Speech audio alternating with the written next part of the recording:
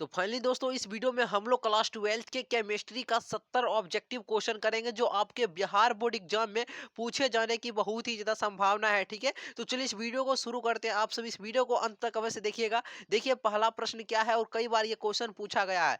बेरवादार ठोस का उदाहरण है, बतलाना है इसमें से कौन है जो बेरवादार ठोस का उदाहरण है। हीरा, ग्रेफाइट, नमक या फिर रबर हो जाएगा। तो ये आपका आंसर हो जाएगा रबर। ये रबर है, ये आपका बेरवादार ठोस है। दूसरा क्वेश्चन देखिए क्या है, मूल क्रिस्टल तंत्रों की संख्या है। मूल क्रिस्टल तंत्रों की संख्या कितना है, तो इस मूल क्रिस्टल तंत्र की संख्या 7 है। अंत तक अवश्य देखिएगा, इसमें से बहुत सारे क्वेश्चन है जो आपके बोर्ड एग्जाम में भी पूछा गया है। तीसरा क्वेश्चन देखिए, Na2O में सोडियम की उप सहसंयोजन संख्या कितनी है, इसमें 4 है। इसका उप सहसंयोजन संख्या कितना है, इसका 4 हो जाएगा, याद रखिएगा। अगला प्रश्न देखिए, अगला प्रश्न है, निम्नलिखित में कौन ऑक्साइड है धातु की तरह विद्युतीय गुण को दर्शाता है। CrO2 chromium dioxide, option number D हो जाएगा। टिंडल प्रभाव पाया जाता है, टिंडल प्रभाव पाया जाता है विलयन में, अवक्षेप में, सॉल्व में या फिर वाष्पों में। तो ये आपका सॉल्व में पाया जाता है टिंडल प्रभाव, ऑप्शन नंबर बिल्कुल सी सही उत्तर हो जाएगा। अगला देखिए, अर्ध पारगम्य में झिल्ली से प्रासरण क्रिया में निकल पाते हैं। अर्ध पारगम्य में झिल्ली से प्रासरण क्रिया में निकल पाते हैं तो विलायक के अणु, ऑप्शन नंबर बिल्कुल बी हो जाएगा। अगला देखिए, शुद्ध जल का पीएच मान कितना होता है, इसका पीएच मान 7 होता है। सभी स्टूडेंट याद रखिएगा, इसका मान कितना हो जाएगा, 7 हो जाएगा। आपके बोर्ड एग्जाम में देखिएगा क्वेश्चन पूछे जाएंगे। ठीक है, निम्नलिखित में से कौन अणु असंख्य गुणधर्म नहीं है। हिमांक का अवनमन, क्वथनांक का अवनयन, प्रकाशीय सक्रियता, वाष्प दाब का सापेक्ष अवनमन। तो ये आंसर क्या हो जाएगा आपका, ये हो जाएगा प्रकाशीय सक्रियता। ये आपका अनुसंख्यक गुणधर्म नहीं है। ठीक है, याद रखिएगा, ऑप्शन नंबर सी हो जाएगा। परमाणु द्रव्यमान बराबर क्या हो जाएगा, परमाणु के न्यूट्रॉन की संख्या और प्रोटॉन के योगफल। बिल्कुल आपका सी नंबर सही उत्तर हो जाएगा। अगला देखिए, अगला प्रश्न क्या है, प्रासरणी दाब बढ़ता है जब क्या होता है, ताप कर्म बढ़ता है। बिल्कुल ऑप्शन ए हो जाएगा। अगला देखिए, जलीय घोल में हाइड्रोजन इनमें से किसे अवकरित नहीं करता है। जलीय घोल में हाइड्रोजन, चार ऑप्शन जो दिया गया है, आयरन, कॉपर, क्या है, एजी, सिल्वर। तो इसमें से बतलाना है आपका ये कौन है जो कि हाइड्रोजन आयन को अवकरित नहीं करता है इन चार ऑप्शन में से। तो आपका आंसर बिल्कुल ये हो जाएगा, यानी Fe3 आपका आयरन हो जाएगा, ऑप्शन नंबर ए। अगला प्रश्न देखिए क्या है, अब जो ये रिएक्शन दिया गया है और इसमें इलेक्ट्रोड विभव का मान देखिए कितना दिया है, 1.30 वोल्ट दिया है और पीएच इसका दिया है 2 इलेक्ट्रोड वोल्ट। तो इसमें विभव पूछ रहा है, इसका विभव कितना हो जाएगा, इसका विभव 1.36 वोल्ट हो जाएगा। ठीक है, अगला देखिए, फैराडे का विद्युत विच्छेदन का द्वितीय नियम संबंधित है, तो यह है विद्युत अपघट्य के समतुल्य भार से। अगला है, सेल जिसमें रासायनिक ऊर्जा विद्युत ऊर्जा में बदलती है उसे क्या कहते हैं, उसे क्या कहते हैं, उसे गैल्वेनिक सेल कहा जाता है। बिल्कुल सही हो जाएगा आपका गैल्वेनिक सेल। अगला प्रश्न देखिए, अगला प्रश्न क्या है, अभिकारक अणुओं को उत्पाद में परिवर्तित होने के लिए आवश्यक न्यूनतम ऊर्जा होती है, सक्रिय ऊर्जा होती है, सक्रियन ऊर्जा। बिल्कुल सही हो जाएगा। और इस चैनल पर आप सभी नए हैं तो चैनल को अवश्य ही सब्सक्राइब कर लीजिएगा। ठीक है, और वीडियो को भी अवश्य ही लाइक कर दीजिएगा। अगला देखिए, अगला प्रश्न क्या है, अब बतलाना है इसमें इसमें यह जो अभिक्रिया दिया गया है इसमें कोटि बतलाना है, इसकी कोटि कितना हो जाएगा।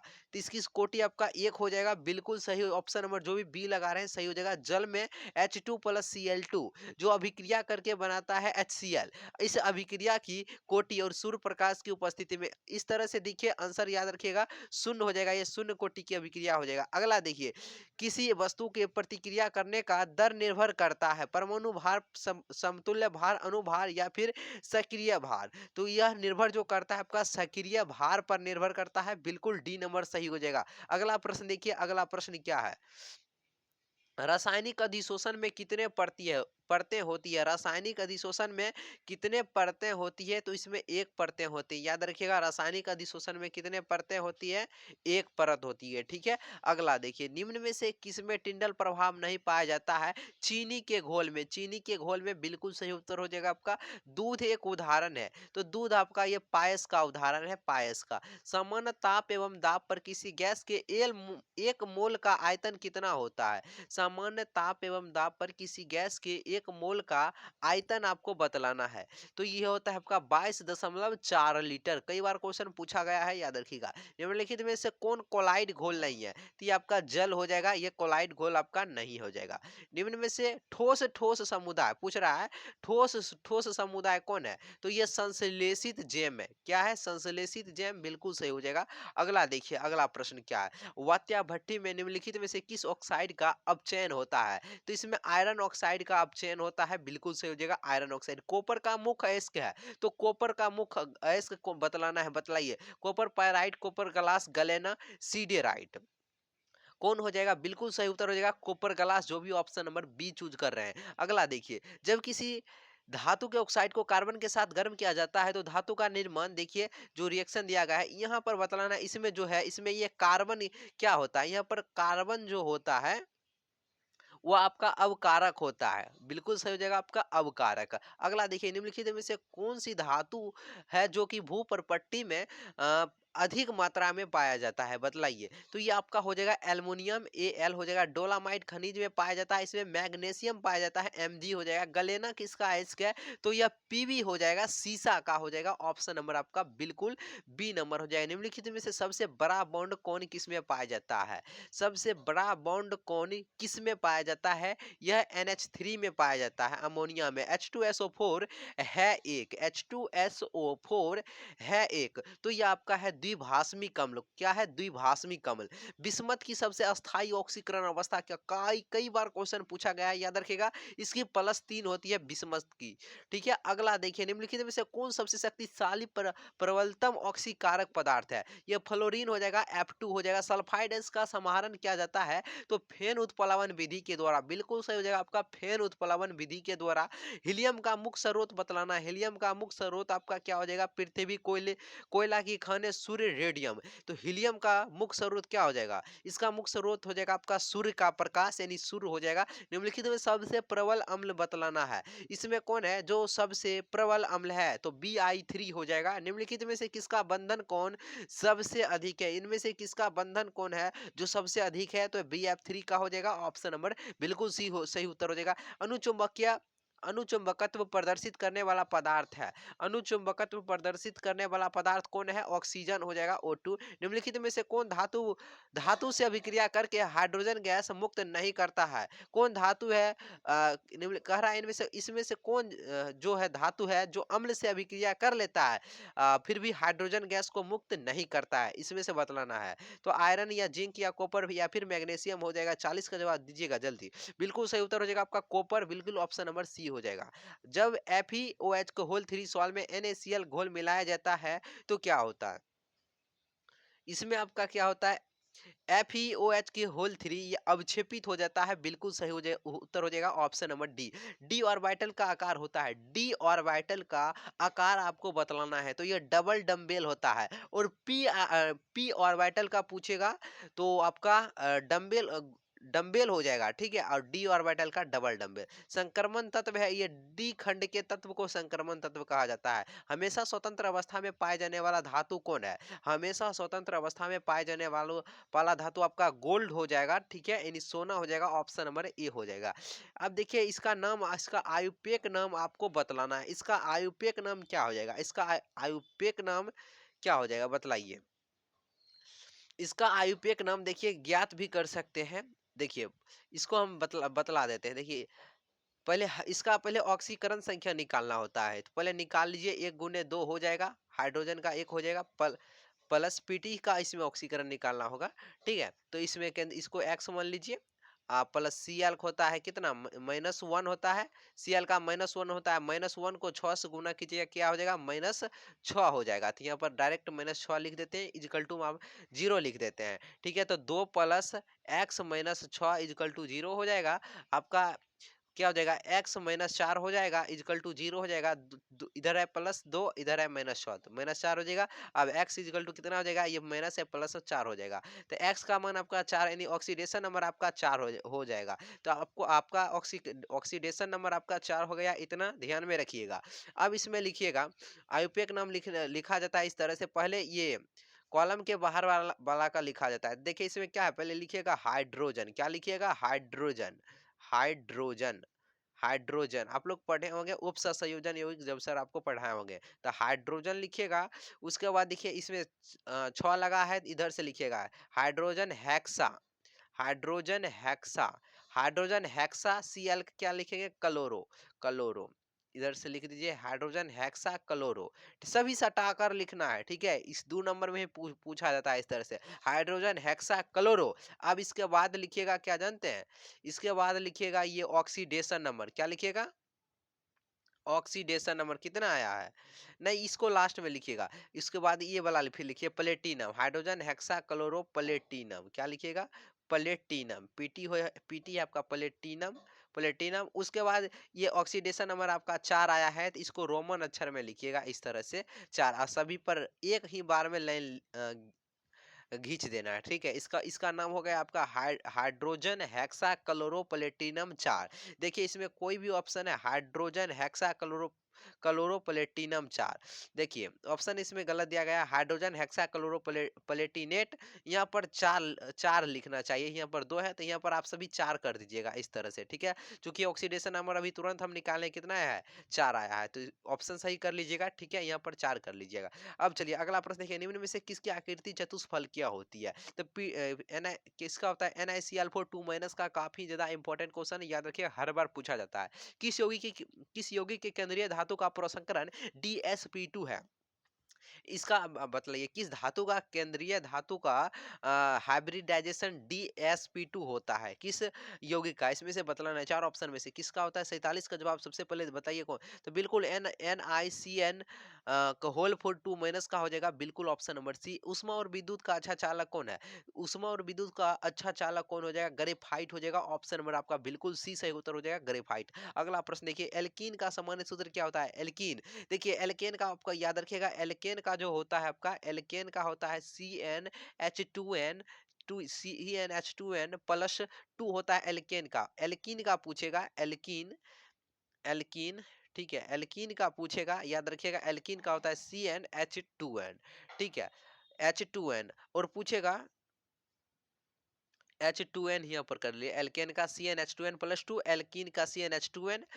उसके बाद आपका एल्काइन हो गया, एल्काइन, ठीक है, एल्काइन का आप याद रखिएगा, एल्काइन का होता है CnH2n-2 होता है एल्काइन का, ठीक है। तो देखिए एल्कीन का पूछा है क्या हो जाए, CnH2n, ऑप्शन नंबर आपका बिल्कुल ए नंबर सही उत्तर हो जाएगा।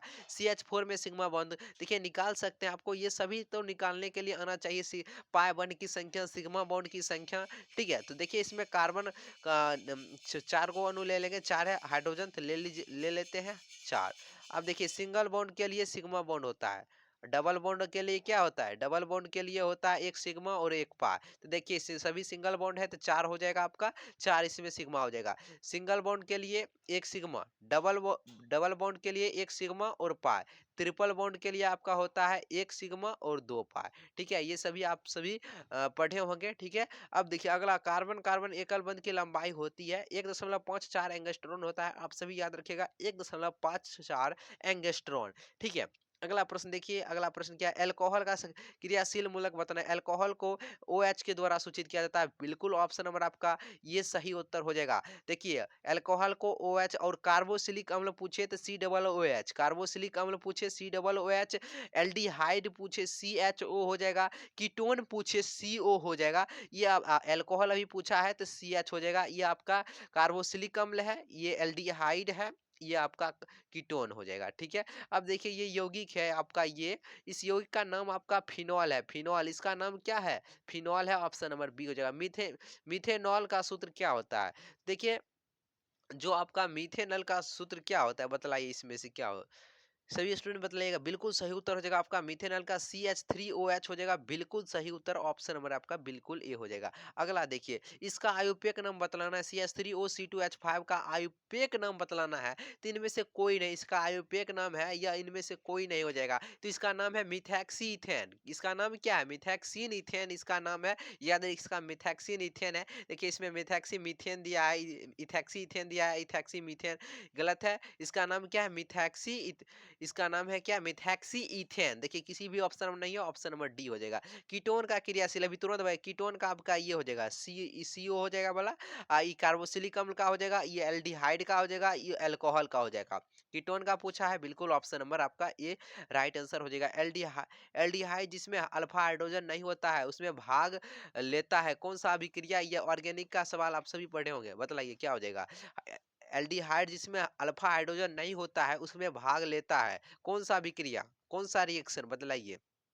बिल्कुल सही उत्तर हो जाएगा आपका ये कैनिजारो अभिक्रिया। कौन अभिक्रिया, कैनिजारो अभिक्रिया। अब बतलाइए इस यौगिक में कितने कैनोनिकल संरचना है, इसमें कितने कैनोनिकल संरचना है, इसमें आपका 3 है, ठीक है, याद रखिएगा इसमें 3 हो जाएगा, बिल्कुल सही होता है। कैल्शियम फॉर्मेट का शुष्क स्रवण देता है HCHO में, ठीक है, HCHO में, बिल्कुल सही हो जाएगा। अब देखिए ये जो इसमें इस अभिक्रिया में इस एक्स को जो यहाँ पर खाली है, इस पूछा इसमें इस एक्स के जगह क्या भरें जो ये आपका अभिक्रिया है इससे उत्पाद में हमको ये प्राप्त हो जाए, तो इसमें आपका SnHCl भरा जाएगा, ऑप्शन में बिल्कुल बी हो जाएगा। मिथाइल एमीन को बनाया जाता है, देखिए मिथाइल एमीन को जो बनाया जाता है किस अभिक्रिया के द्वारा, बतलाइए सभी स्टूडेंट बतलाइए, काफी ज्यादा इंपॉर्टेंट है। मिथाइल एमीन को हॉफमैन्स ब्रोमाइड अभिक्रिया के द्वारा बनाया जाता है। एनिलीन एवं एसिटाल्डिहाइड प्रतिक्रिया कर क्या बनाते हैं, एनिलीन एवं एसिटाल्डिहाइड ये जो है अभिक्रिया करके रिएक्शन करके ये क्या बनाता है, तो ये आपका क्या बनाता है, जल्दी से बतलाइएगा। बिल्कुल ये स्किप्स बेस बनाता है, सही जवाब आ रहा है ऑप्शन नंबर डी। C3H9N से बनने वाले बहुलक की संख्या कितना है, इसमें बहुलक की संख्या आपको ज्ञात करना है, कितना हो जाएगा, 4 हो जाएगा, बिल्कुल सही होता है। निम्नलिखित में से कौन बायोडिग्रेडेबल बहुलक है, ये आपका सेल्यूलोज हो जाएगा, कई बार क्वेश्चन पूछा है। कार के टायर में प्रयुक्त होता है, इसमें आपका कार का टायर में ब्यूना रबर प्रयुक्त होता है, याद रखिएगा कार के टायर में ब्यूना रबर प्रयुक्त होता है। अब देखिए कौन सा विटामिन की कमी से रतौंधी होता है, विटामिन ए, विटामिन ए की कमी से रतौंधी होता है, ठीक है। ग्लूकोज में कायरल कार्बन की संख्या कितना हो जाएगा भैया, 4 हो जाएगा, याद रखिएगा 4। अगला प्रश्न देखिए क्या है, डिटॉल का उपयोग करते हैं एंटीसेप्टिक के रूप में यानी प्रतिरोधी के रूप में करते हैं, कपड़ा धोने वाला सोडा का सूत्र बतलाना है, तो Na2CO3 इंटू 10H2O आपका होता है कपड़ा धोने वाला सोडा का सूत्र। अब बुझा हुआ चूना का सूत्र बतलाना है, बुझा हुआ चूना का सूत्र आपका CaOH को होल 2S होता है और बिना बुझा हुआ का CaO होता है, ठीक है। चलिए वीडियो कैसा लगा कमेंट बॉक्स में जब बतलाइएगा और वीडियो को लाइक अवश्य कर दीजिएगा, चैनल को सब्सक्राइब कर लीजिएगा। सभी स्टूडेंट टेलीग्राम से बस ही जुड़ जाइए, ठीक है। टेलीग्राम जो इस चैनल का नाम है वही टेलीग्राम का भी नाम है, सर्च मारिए वहां पर टेलीग्राम से ज्वाइन हो जाइए, ठीक है। वहां पर PDF दे देते हैं, ठीक है, और सब्जेक्टिव का वीडियो जल्द ही आने वाला है। तो चलिए फिर मिलते हैं नए वीडियो में।